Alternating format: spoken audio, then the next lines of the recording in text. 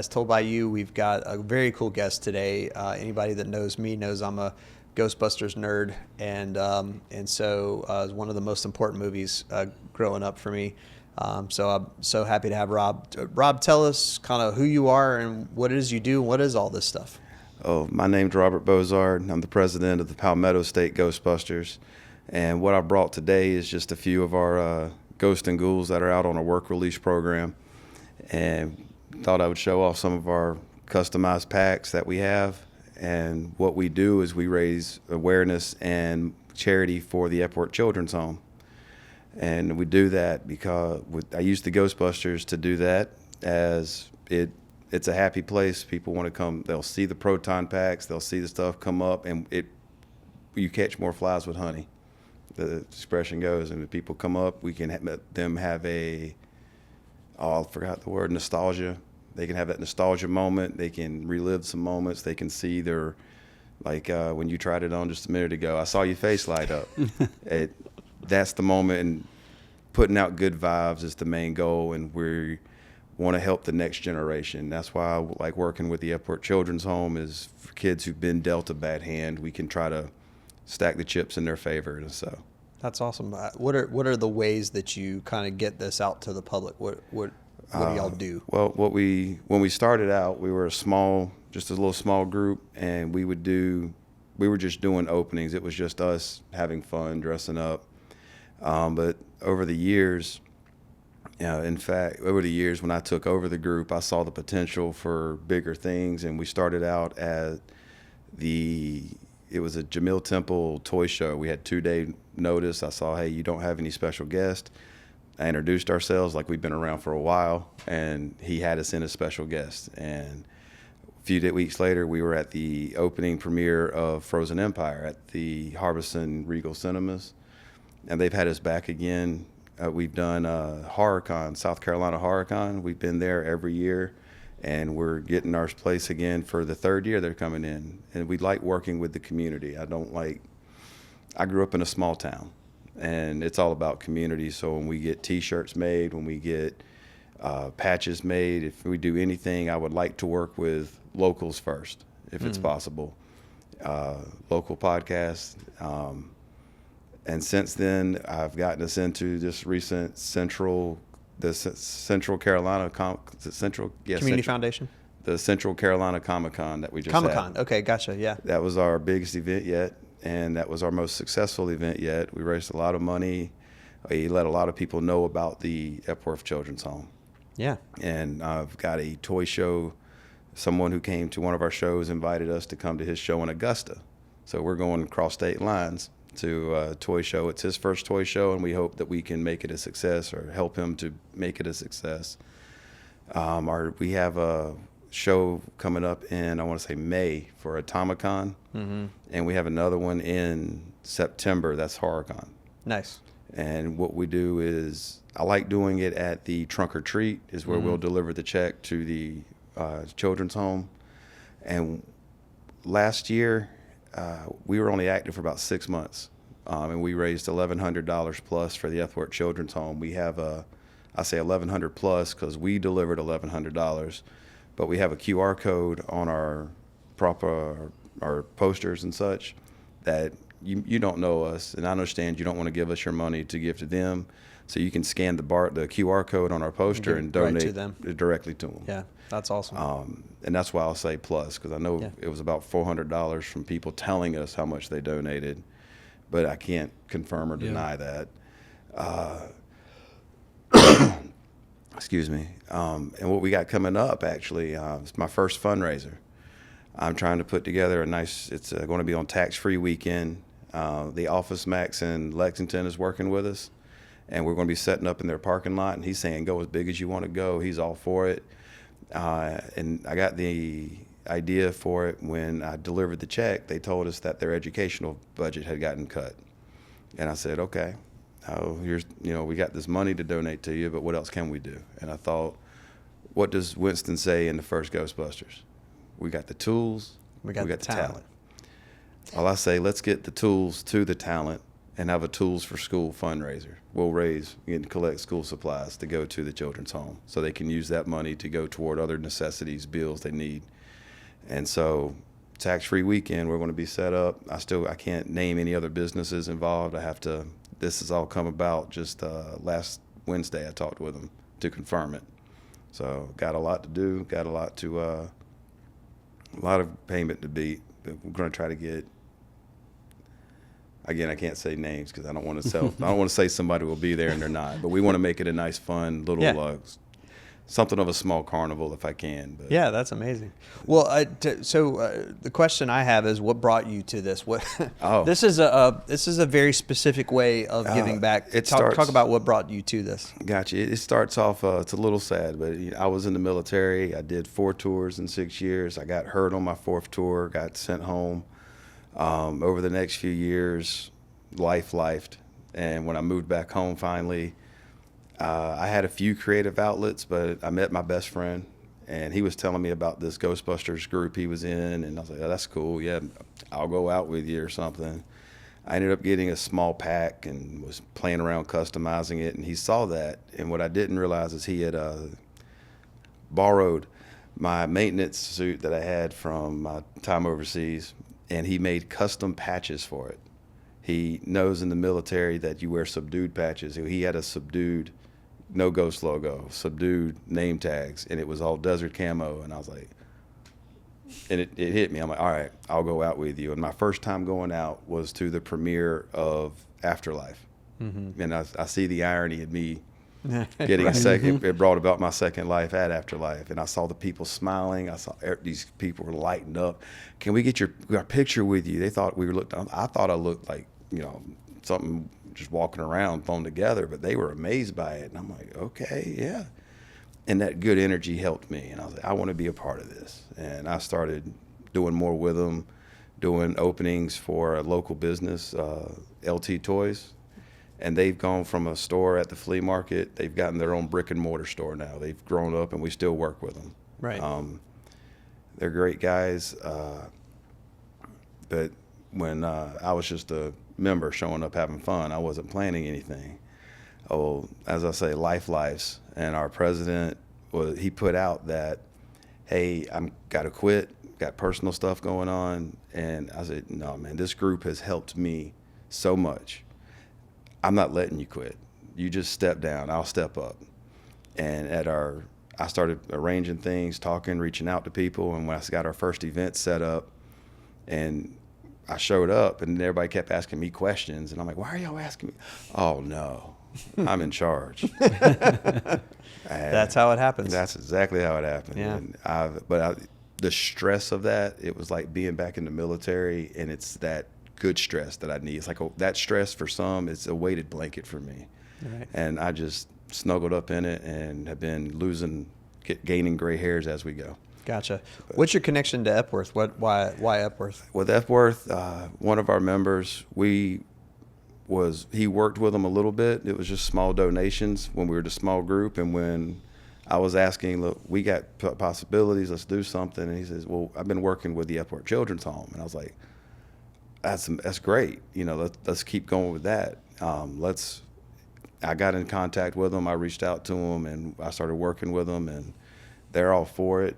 We're doing, as long as we, keep things clear, keep it above table. But they were more than happy, and they were excited for it. And they would go out there every trunk or treat and pass out candy for the kids. And really, that's how it started. And I started getting the marketing materials put together, like the poster I showed you earlier. Yep. And I'll be honest, I would say, well, maybe we should do a new charity each year and have a dedicated charity each year. And we've only been 6 months. This was our fiscal year end meeting. Right. And I said, do we want to keep the Epworth Children's Home for the next year, or do we want to do a new charity? And everybody's like, well, we'll keep the Epworth Children's Home. And I'm like, good, I don't have to do more work on the project. But also, again, I want to help the kids too, so it's a great way there. Now, we do other charities. Right. When we were at HorrorCon raising money for the Epworth, a lady came to approach the table, and she was telling us about a hydrocephalus walk that they were having in a few weeks. And so we came out to there, and we made some people smile. I met some more people, And if there's anybody that wants the Ghostbusters to show up, just need to reach out, and I'll see what we can't work out. Come on out and make some more people smile. That's awesome. This is an interesting, kind of collection of lore to me, because I see people, I don't see this community as a community the way that there are other, and I can't think of, like, as a musician, I think about Kiss fans, right? Kiss fans get obsessed with it, dress up, do the whole thing. I've not heard of this with Ghostbusters. And I think it's very cool to see this, with what you guys are doing. What is it about Ghostbusters that works for you? For me, I'm actually a bigger Transformer fan, if you can believe it. Transformers are what pulled me out of the dark side when I was in a bad way, because it predated the military, it predated all of life's life, and it just let me be a kid again. So I'm actually a much bigger Transformer fan. But when I do something, I try to do it as best as I can. So when I started doing Ghostbusters, and people will ask you all kinds of questions, and I can only give you that surface level answers. And I'm like, that's no fun. It's not fun at all. We gotta. So I went down that rabbit hole, and I found out that, and like I was saying earlier with how Florida has a lot of football teams, the United States has a lot. Every state has a Ghostbusters group. In fact, really? Alaska just got one in 2017, and it was Wainwright. Not Wainwright, that's where I lived. I lived in Alaska for a few years, but it was the Anchorage got their own Ghostbusters group. And so the whole U.S. is now covered, but it goes global. There is a global Ghostbusters fandom that the Italian Ghostbuster group, they get paid to come out to places. They are, and I mean this in a good way, but they are elitist. They look like they just stepped off the screen. They have an accurate model, same year, same make, Ecto-1, that they got permission from Sony to build. Wow. And the Germans do some crazy stuff. I've seen a lot of their, and I just see the creativity. I will never be that good, but they do some amazing stuff. Yeah. With their programming and computers and stuff. But I do what we can. And I saw, like you said, it's a community. You would be surprised at what communities are out there. When I found this community, and I just went down the rabbit hole, so I can tell you, everybody says it's a class 5 free roaming vapor, because I hear that in the movie. I said I can go a bit deeper than that. I say Vigo is a class 4 anchored possessor. Right. But he got, and I can keep going on that rabbit. And that's what helped. What helps me in my PTSD is it's sort of an escape from reality, but in a safe way. It's just reading lore. It's like people who are really enthralled with Tolkien reading their books. It helps. That's what their coping is, and this helps me. So I want to help people with it. Yeah, that's amazing. It's I guess it's a great outlet, for kind of putting your energy into stuff. And it seems like, so this proton pack that you brought in here, it's pretty daggum elaborate. I mean, as far as, like, it's got all the little bells and whistles in it. And we haven't opened it already, but inside there is like a motor, and you can actually like it all kind of makes the noises and all that kind of stuff. How heavy is it? You tried it on? Yeah, it's not bad. I mean, he says it's bad for over a couple hours. It's about 30-something pounds, but once you wear that for but it's not terrible for someone in the military, though. I mean, no, that's right. It's a light pack. Yeah. Oh, if I was 20 all day, I'm 40 now. I got lumbar issues. It's definitely interesting. Well, where do you tell me where you see this going? What would you love to do with this? What would be the ideal The main thing? goal is to make this an official club, not just some fan group. I'm looking to start a small business and use that business to fund the group. Because one of the major things you'll be told if you want to join a Ghostbuster group is it's not a cheap hobby. I want to make it a cheap hobby. If you wanted to join the group, all you would really need to do is pay for a background check and show up to the events wearing a Ghostbuster themed t-shirt until I get actual shirts made that have our logo on it, and then you just buy the t-shirt, and that's all you have to spend less than $40 to be in this group. And I want everybody, it helps everybody. I don't want to kill anybody's wallets. If you can, believe me, I have members that have the disposable income and they have amazing projects, but this is all about building a community, building a just a good camaraderie. Yeah. And that's how many people are in the group right now? Right now we have between 16 and 20. Wow. Okay. And we just got a new member who's very excited to be in it, and he's got a very business-oriented mind. And I'm like, hey, I'm going to let my vice president. Everybody tells me my prices and stuff when I sell paracord and things. They're like, you sell that stuff way too low, and I'm like, I just, but they're going to handle it. And we will. I'll handle managing the groups. I'll manage the group. I'll manage the locations. I'll let you guys handle the business side. I don't have to worry about that. I got some people that handle promotions, and we have our own little officers club that I rely on that helps me with those different areas. So I don't got to do it all myself. Who has the car? Okay, that's a fun story. I mean, we have a car. Okay. It's more rust than car right now. It is a 63 Cadillac Meteor. The Ecto 1 was a 59. So we got a 63, I believe it is, and it needs a lot of work. But I can't, and I had to break his heart. I said, it's your car. Mm-hmm. I can't use the group to rebuild your car, because if you decide you got to leave, the car leaves with it. Mm-hmm. And so we're trying to work on a business route to go about that, but how the group has the car instead of so it's a business venture and we can work that way. Now I'm looking to get a new car. I don't know if y'all saw my white Charger outside, Mm-hmm. but I was going to put a roof rack on the Charger and turn it into an Ecto. But that'd be cool. Be an interesting adaptation of the original. Were you at the Carolina Con this week? No, I just saw pictures. I had friends that went, but I didn't go. The other two groups have their own versions. Mm-hmm. In fact, my first Comic-Con was SC Comic-Con, and there was a member of the SC group there who has, I think it was a 61, maybe 62, but it was decked out just like the Ecto. And he even had, if you remember, the toy had a claw come out the back and grab it. He had the Orange Ghost was bigger than that table. Wow. And it had a massive claw coming out the back of the Ecto. I was like, but right next to it, he had a Dodge Magnum. Yeah. Done up the same way. So I'm looking to get me an SUV. Yeah, Dodge Magnum would work. Yeah, Magnum would be a very similar. And so I'm looking for a vehicle right now to be able to tow a trailer. Yeah. To get to these events. Well, I knew a guy. I think there was a documentary about this, but there was a guy I ran into at a filmmaking conference many years ago, who was in a Back to the Future group, who had tried to do a DeLorean to spec. Oh wow. And got shut down by the studio. Yeah. Because the DeLorean spec from the movie is like a copyrighted thing, so you can't build it out exactly the same. And you heard me say earlier, the Italians, I believe, they have permission from Sony. Yeah. For their Ecto 1. Yeah. So they have written permission that they can build. So everybody, if you ever see anybody build an actual Ecto 1, know it'll be a year or two off. Mm-hmm.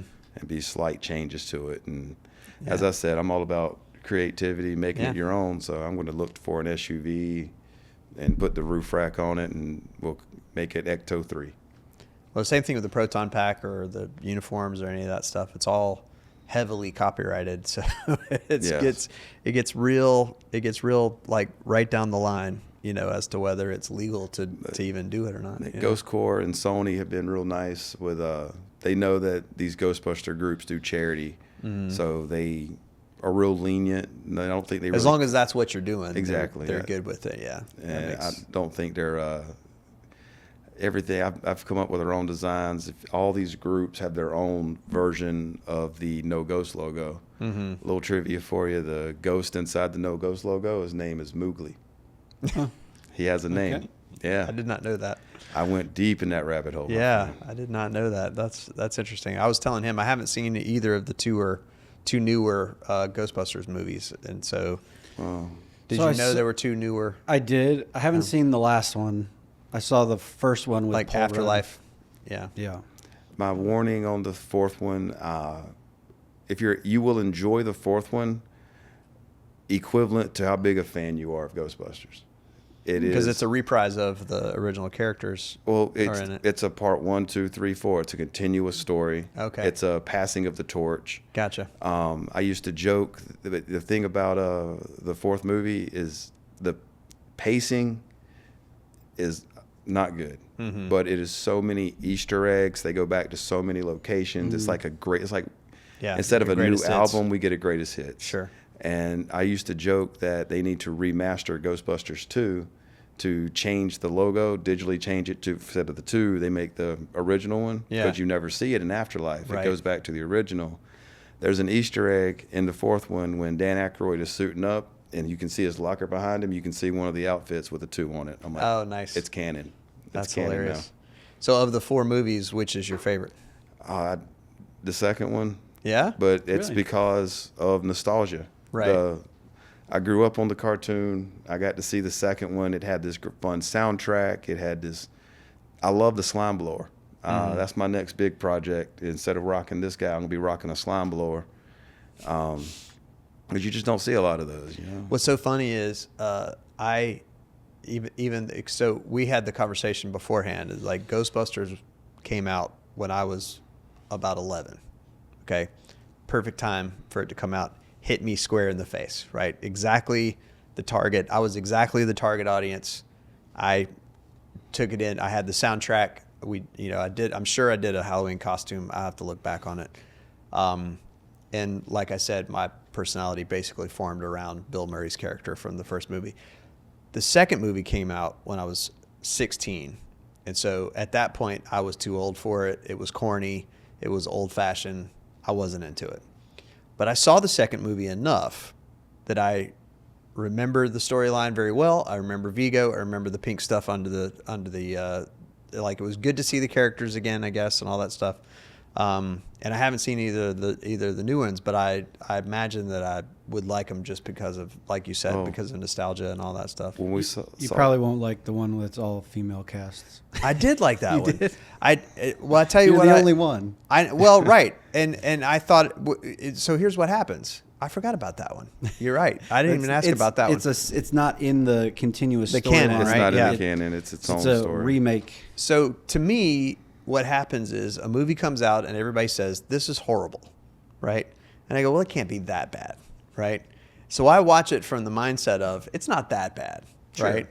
And in almost every case, you get down to it, you go, yeah, it's not nearly as bad as everybody said it was, right? That's true. And Chris Hemsworth is amazing in Yeah. it. And Half and half on Hemsworth. Kate McKinnon is great in it. I mean, there's Loved her. a lot of like good performances in it. I loved seeing, the new take on it, all that kind of stuff. Yeah, as a storyline, it probably wasn't as strong as any of the rest. Whatever, there were issues. There were but too many there were too many chefs in the kitchen making Right. it. Too many hands in the pot. Right. There was some amazing characters. Yep. But there was like Leslie Jones's character. I love that character. She's not a scientist. She didn't go Yeah. to college, but she had such knowledge of but you cast Leslie Jones in that role, and Right. if you see Leslie Jones in one movie, you see her in every movie. Right.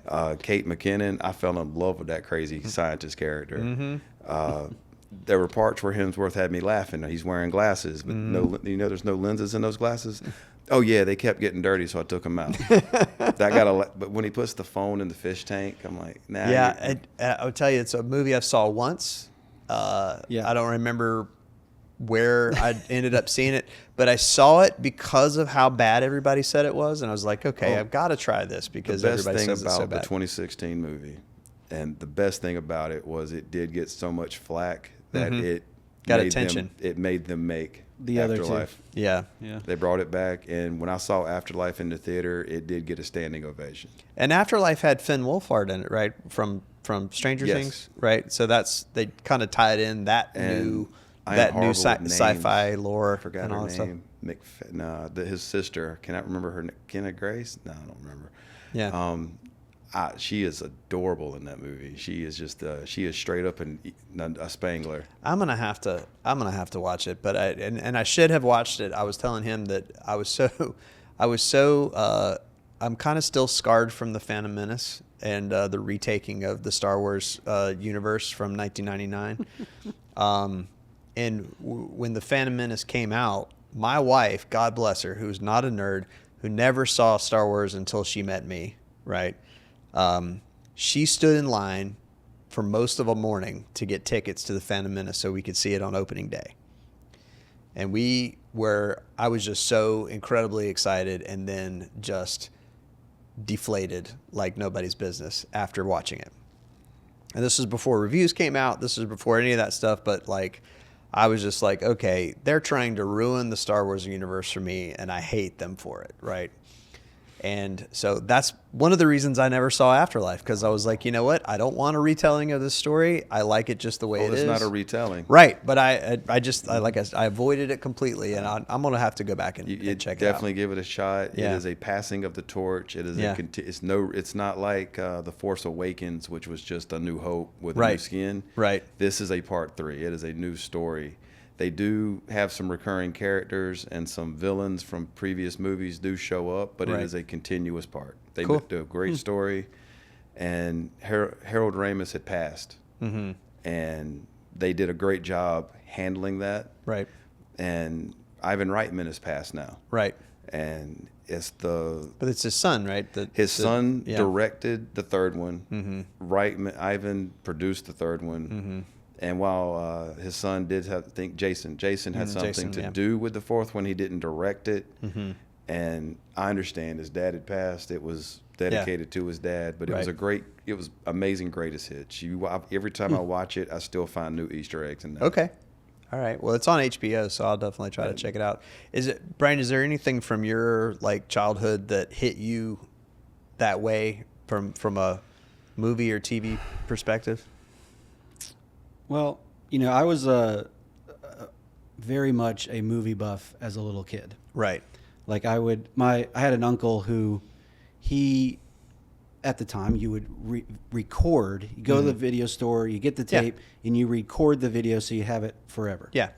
He probably had 3,000 videos. Dubbed VHS tapes? So like each tape would have like 3 movies on it or 2 movies depending on how long it was. He had it all computerized and categorized, so you could just go over to his house and be like, "Hey, do you have this one?" And he'd let us borrow them. And so he was the first one I started playing the movie line game with. Okay. Which is you throw out a line, I'm going to tell you what movie it's from. I'll throw out a line, I'm going to tell you what movie it's from. Okay. And I'm doing this at like 8 years old. Okay. And because I love this game, by the way. So but we should back do then, that sometime.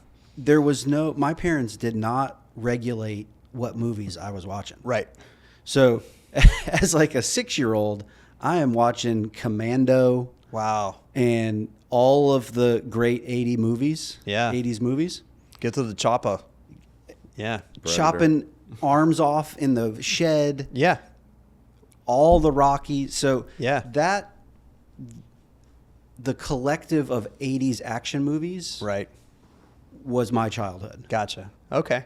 I can see that. And I've watched them all 1,000 times. Sure. Like in my bedroom as a kid, I set up, I was able to have a TV and I was able to get a VC. I had it all stereo set up. Yeah. And how do you test whether or not you have a good stereo sound? You put Top Gun soundtrack on. Yeah. With the movie. Yeah. Like that's what I grew up with. So nice. It's not necessarily one set of movies. Yeah. It is the collective of 80s action movies. Sure. So of those action movies, what's your favorite? Pick one. Ooh. Predator. Predator's good. There are moments of all of them, right? So like when you say Predator, the first thing that comes to my mind is the cheesiness of Schwarzenegger and Carl Weathers. Yes. And they're like, "Hey, buddy," and they grab their hands and they zoom in on the biceps. On the biceps, yeah. And it's like extra long. Right.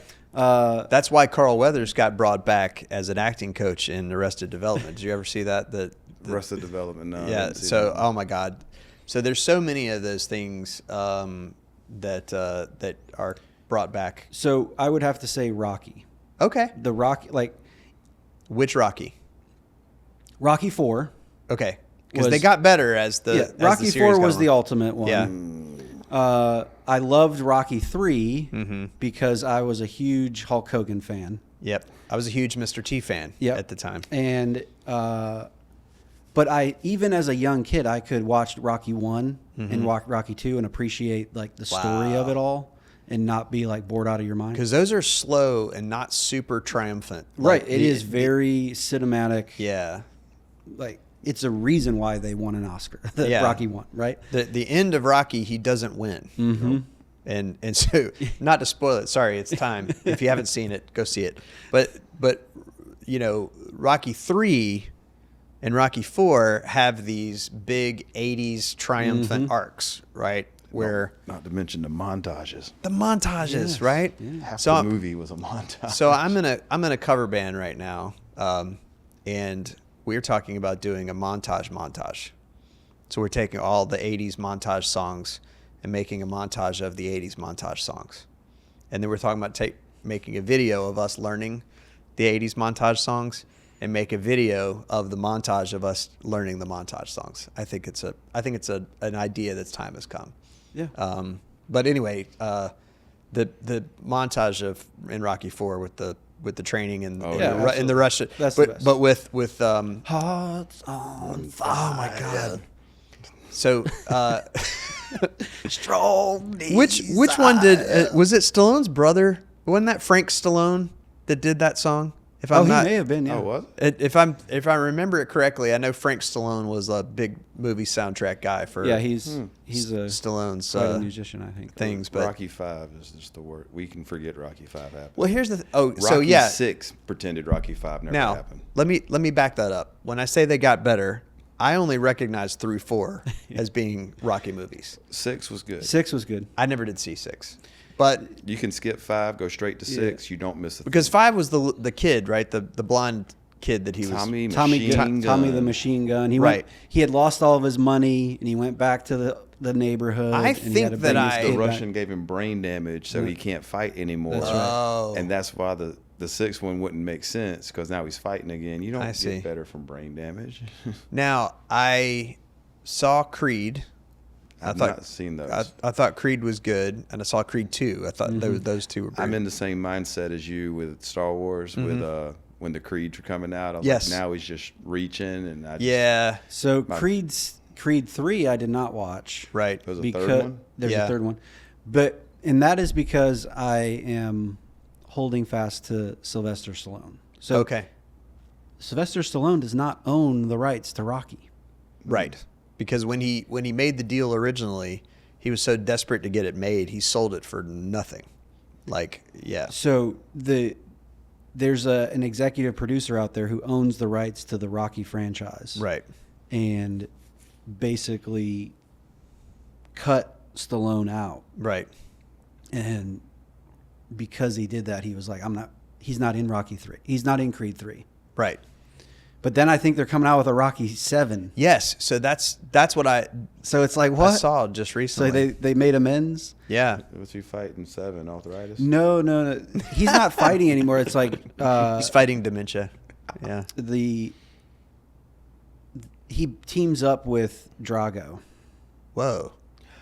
I heard about that, actually. You're right. think. Yeah, or Strago's son. So in the second one, Oh, no, that was Creed. in Creed the second Creed, Drago's son is fighting against Michael B. Jordan, Whoa. who is Apollo Creed's Son. Yeah. illegitimate son. Right. Okay. That was Creed, not... Okay. Yeah.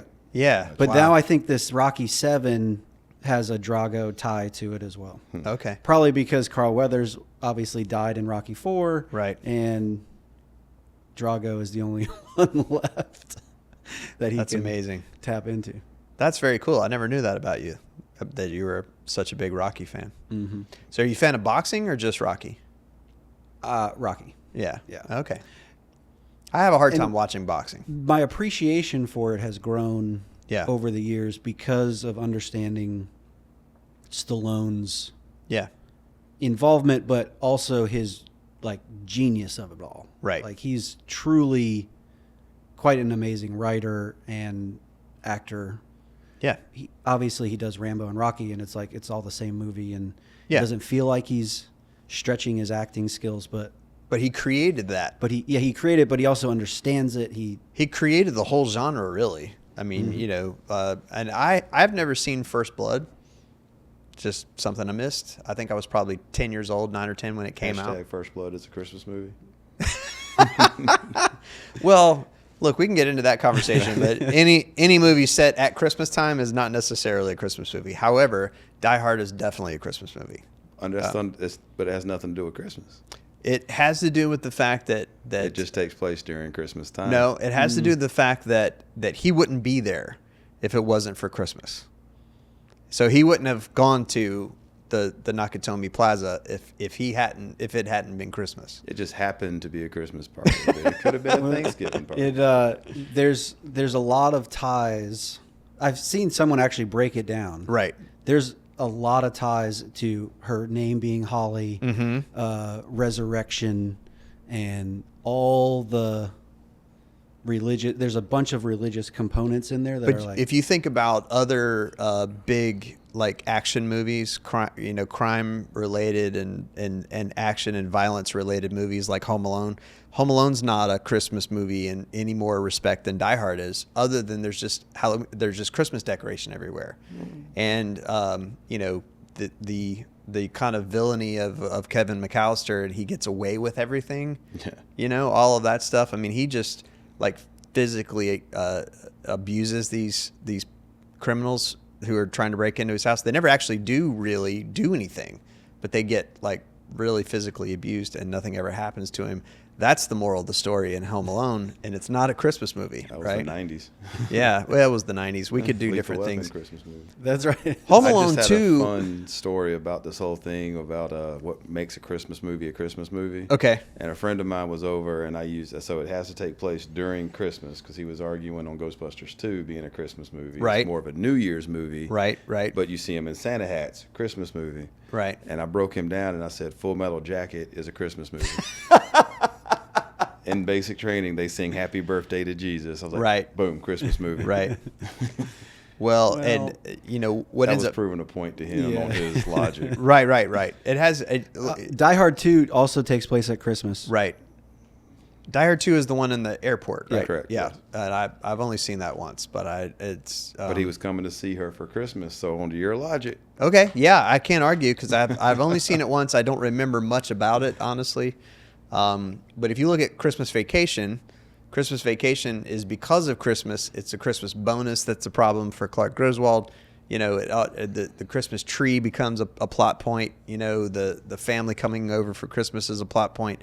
All of that is what makes it a Christmas movie. Is like plot points happen because of Christmas is time. the MacGuffin for the story. Right. Yeah. Like Home Alone, that family could have gone to Paris at any time. Right. Where did they go to? Where did they? They went to Florida. It was Christmas too. Part 2 was Christmas too. Yeah. Yeah. Home Alone 2 was Actually, Home Alone 2 is more Christmas. Yeah. Because it's more around the Christmas toy store and everything. Home Alone 2 is also a lot more violent than the first one. Oh, You gotta ump the end. He puts these guys on a rope that he sets on fire. He pulled a gun on him though. He didn't pull a gun on the first one. No, that's true. There was no real threat to Kevin McAllister in the first one. He could have just gone to the neighbor's house and been fine, right? Exactly. He didn't have to attack these guys. Yeah, that's always been my philosophy. You've heard the theory that Kevin McAllister became Jigsaw. I can totally see that. Yeah. Because he got away with it, right? The elaborate traps he sets up. There's no consequences for his actions, right? So it just gets worse because he's 10 or 11 in that movie and all of a sudden, becomes. Oh, I'll put this out to a little trivia for Home Alone. When he looks at Buzz's girlfriend, they're like, how can we have a line of your girlfriend, Wolf, and not destroy some little girl? So what they did is it was actually a boy in a wig to get that shot. And I was like, that is clever. That was good. That was pretty smart. That's amazing. And Home Alone has become one of my daughter's favorite. My daughter's 15. One of my daughter's favorite movies because of the irony of the fact that it's so incredibly violent, and they pitch the violence in this fun, romp kind of thing. Good 90s way. Yeah, it's definitely a bizarre thing. Well, and I will say too, as much as Ghostbusters was an important movie for me when I was a kid, there were, movies in general used to be so important when they came out, and they were, not just Star Wars, not just Ghostbusters, but Top Gun. I saw Top Gun in 1985 at the theater right up here at Dutch Square Mall when there was a theater up here.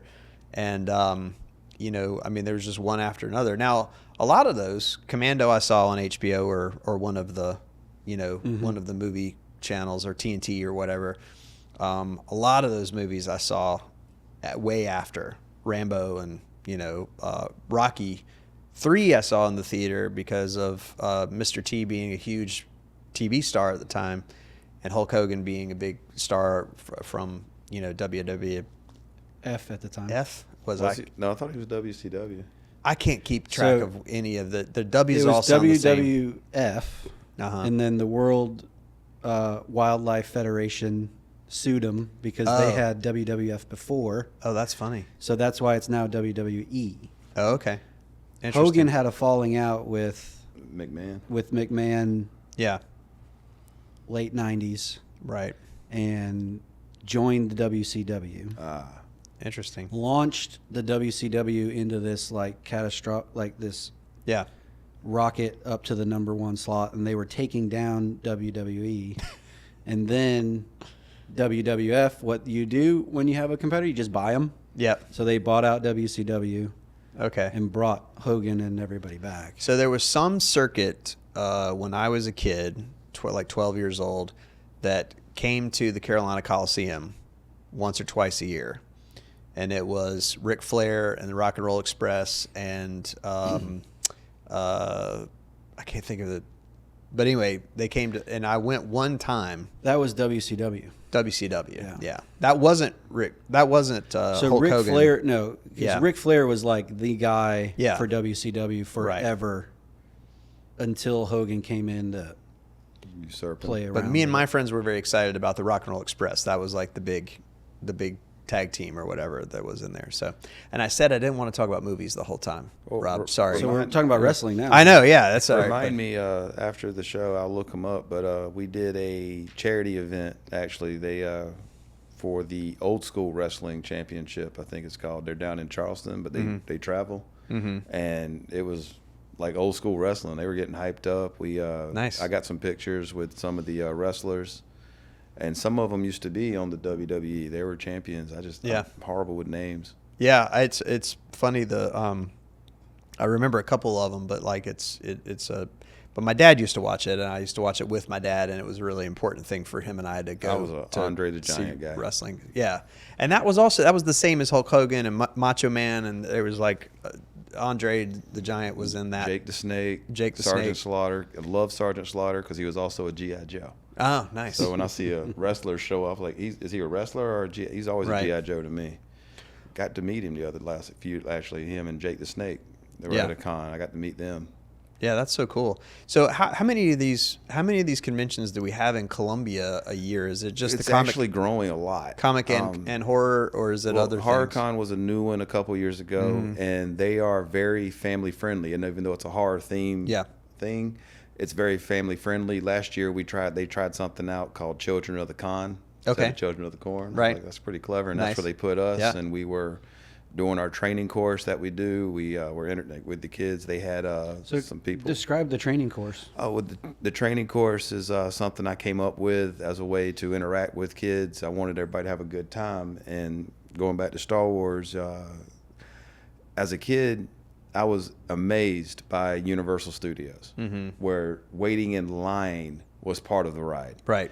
And when Star Wars, what's it called, Galaxy's Edge came out, and I got to see Savi's workshop. Yep. I can only see it on YouTube. I've never been, but the way that went, I said, we need to do something like that. That's amazing. Yeah. So what I did is I got my 3D printer. I was thinking, and I got this whole routine now where I put on a little show.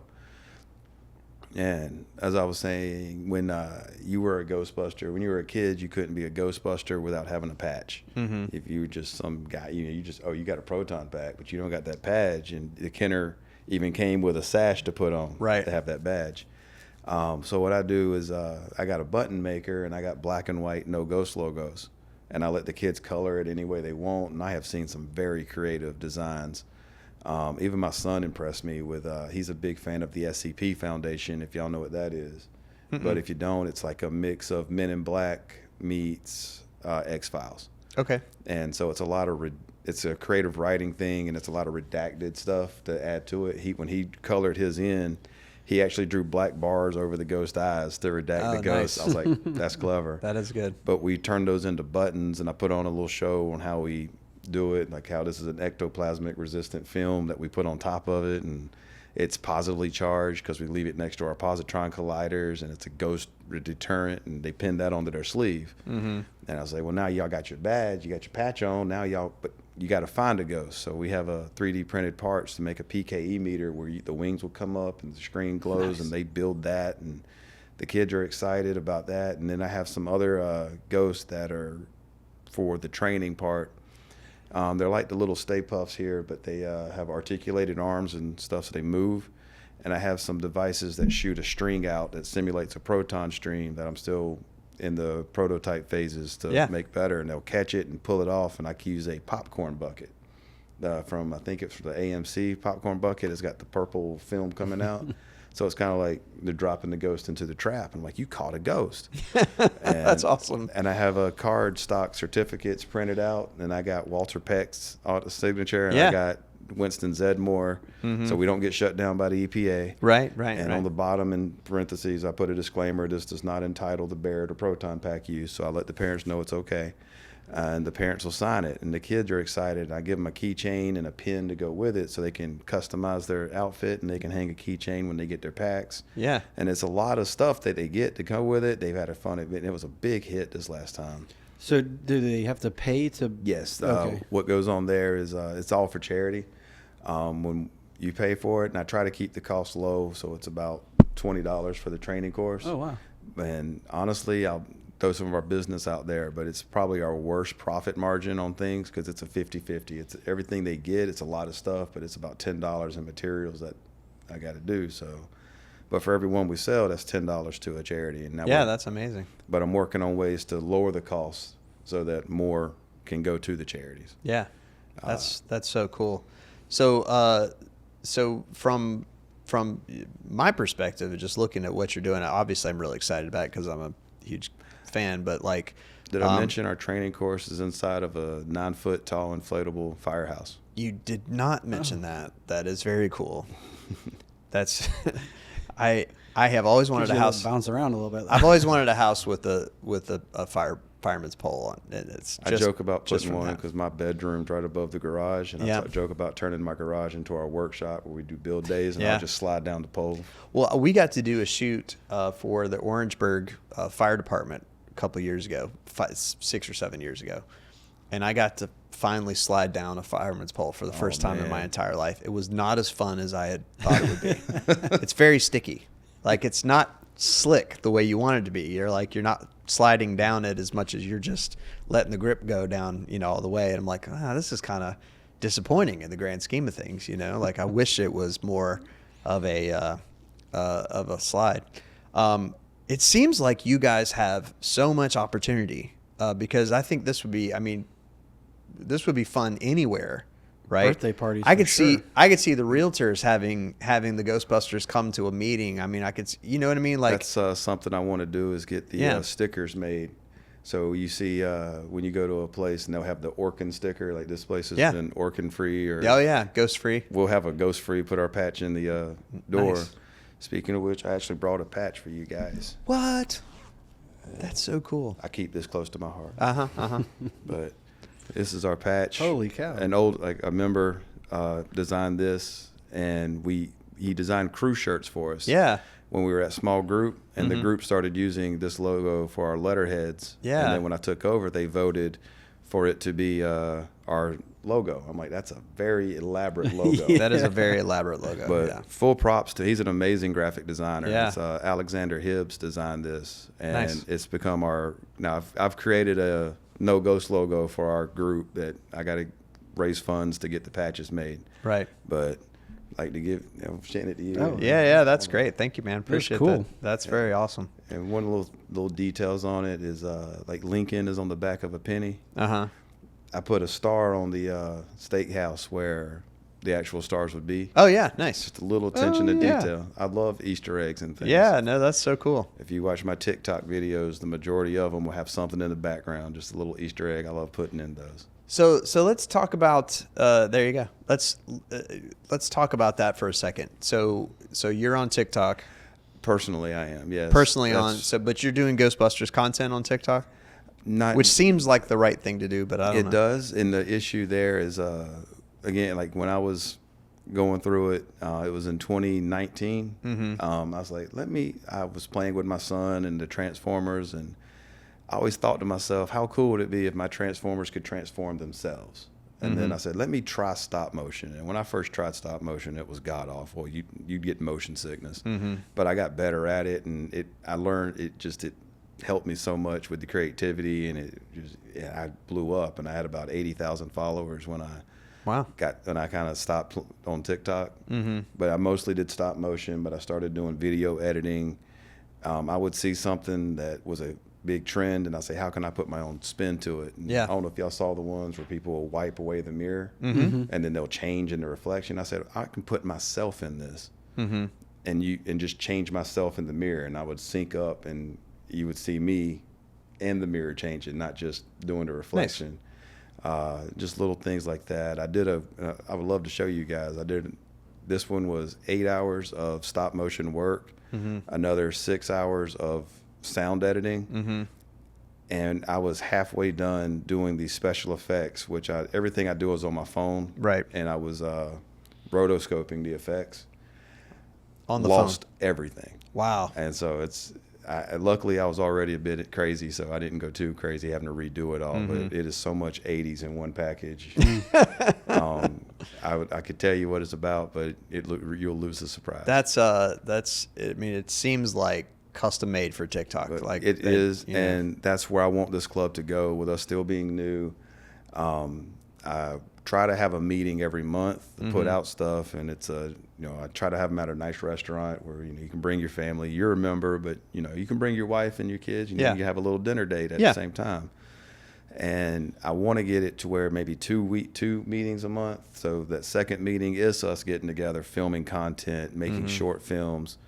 I showed you I could make a short clip just a minute ago with just quick editing, and I've made videos before like that, long, and I would love to get back into it and get us a presence. I have the idea to hook up a phone in my car, or camera in the car, and put a green screen over the display, and we drive the car, and I put the original NES Ghostbuster game. Oh yeah. So our GPS on the screen just for. And we want to get to where we do birthday parties. We show up and do birthday parties, and we show up for business events, but we have to get there. That's a way to get the word out too, that it's something that can be done. Because before you responded to that post on Facebook, I hadn't heard of it, and it's awesome, right up my alley. I'm trying to get us out there. I'm trying to get us as much publicity as I can. Nice. I try to keep the club as safe as I can. I do background checks on all our members because we work with kids, and that's what my don't want to have any problems there. We've got bylaws, we've got handbooks that you'll sign to agree to these rules. And that's what our next big meeting is. I just got those printed out, so everybody's going to be signing these. There'll be different tiers of memberships, so if you can't you can't commit to all these, but you still want to be a part, you can be a volunteer. It hit me one day, where do the Ghostbusters live? In a firehouse. There's volunteer firefighters. How about volunteer Ghostbusters? And sure, you can be a part of the group. You don't have to, and we'll get to a point where we have to pay dues, but that'll let us fund the group as well, and have fun days where we go do we're having a meeting, and bring your family, we're going to go play putt-putt. Or we're going to go bowl, and that'll be part of our full members, officers, and supporters. I have a support group. They support my group, but they don't want to be in the group, if that makes sense. And I put them in a support status, hey, you're still a group part of this. You have a patch. You just, I want to show my appreciation to all those who do support us. And I saw the South Carolina, living in South Carolina. I hadn't heard of the page. One of my guys said, hey, check this out. And it showed me y'all's advertisement. And I reached out to y'all, and I'm like, hey, this would be a great way to reach out. 47,000 members in that group. And I mean, that's I was going to say, if you are interested in helping us out with the fundraiser, hey, reach out to us. our email is simple enough. It's Palmetto State Ghostbusters at gmail.com. Nice. So I love the ambition of it, and I love basically that it's fueled by your interest in something else, but you're using it to help kids, which I think is just an amazing thing. So, Rob, thanks so much for coming. We're going to end with our 5 questions. We have 5 questions. We've covered a couple of things already, but You're away from a couple of the. yeah, that's right. But I will. I've already asked you what your favorite Ghostbusters movie is. So, tell me what is your favorite movie? What would you say your favorite movie is if you had to pick one? that is a hard one. There's so, like, I'm a cinephile, and I love so many movies. You'd have to break it down to genres. Yeah. Of course, I love the Ghostbusters. Grew up on, like Predator. Every time I watch it, it's just, that's a movie with great storytelling, great action, great corniness. But I love my cheesy movies. If you've never seen The Room, wow. Yeah. That is. I just saw it when the new movie came out. You're tearing me apart, Lisa. God, that has become a meme. I still show people the flower shop scene just to get them ready for that movie. So great. That is 25 seconds to prep you for that whole movie. Yeah. But to say favorite movie, you know what? We'll go Boondock Saints for that. Whoa. Okay. Cool. 'Cause That's awesome. That's a good one. That's a lifestyle. Is what that. Yeah. I had a friend borrow that movie. You said your dad had or your granddad? My uncle, I don't know. Uncle VHSs. In the Army, they would call me Blockbuster because I had just had so many DVDs that Nice. I could give you a synopsis, and I let a friend borrow Boondock Saints. Did not get that back for 3.5 months. He watched it every day. Wow. That's awesome. That is Yeah, great. it's really good. All right. What's your favorite dessert? Oh no, that's a question. Marshmallows. I don't do dessert actually. I'm not a. It's probably a good idea. S'mores. It's probably good to avoid it. Oh Lord. See, I eat a cheeseburger and the French fries are my dessert. You know. But I'll go. I'm not against that. Ice cream, or not ice cream, frozen yogurt, soft serve, vanilla chocolate swirl with chocolate chips. Nice. Ooh. That's a good one. There you go. All right. What's your favorite song? Okay, I can actually have an answer for that because I was in my darkest of days. I was in a dark place, and a song by Disturbed came out called "The Light." Okay. And there's a line in the song where sometimes darkness can show you the light. Nice. Because sometimes you have to be so far in the dark that's how you can find a light to get out. That song pulled me out of a dark place. So that's my favorite song. That's great. Very good. Favorite TV show? Sitcom or otherwise? Oh, man. I'd have to narrow it down to 2. Okay. And it's either Scrubs or Psych. Okay. Oh, nice. Good comedy. I love Psych because it was a detective show that lets you solve it. If you were Yeah. quick enough, you could solve it. I love Scrubs because it was hilarious. Scrubs is perfect until the last season. Even the last season I enjoyed. If Really? you watch it as a sequel series, like a spinoff. I got one episode into it and I'm like, I can't do this because it was so different, than It was very different. what you got used to. And I went into it with, you know what, this is a spinoff. Let's see where they go with it. Yeah. And I thought it had potential. Well, one of my early inspirations for for wedding videos somehow came from a scene in Scrubs when JD and Elliot got back together, and they did a needle drop of a song over them reconnecting, and it was like there was no dialogue. It was just the song and them, and it was like I must have watched that on YouTube 50 times, and I was like, this is a moment that you're hitting with that needle drop, and I think that stuff is a lot of moments. Yeah, it's pretty great stuff. That's great. That was 4, right? Yeah. Was that 4? Okay. And favorite season of the year? Football season. Nice. I love it when somebody gets a Yes. season that's not a weather season. That's great. right. We had somebody say Christmas, which is, but football season is great. Yeah, I that's don't good. even sell. I quit celebrating Christmas and Halloween and Thanksgiving, and I just lump them together. So I just say Happy Hallowsgivingmas. Hallowsgivingmas. And you get a tree, and you get a Christmas tree, you put some Halloween ornaments on it, and put a turkey on the top, and you're good for 3 months. Start in October, just going all the way through the first of Exactly. January. You just get to one decoration, you're good for 3 months. It's efficient. Yeah, that's awesome. Well, Rob, thank you so much. I appreciate thank you you. coming and thank on. you for your This has been service. great. Oh, thank you. Yeah, absolutely. Absolutely.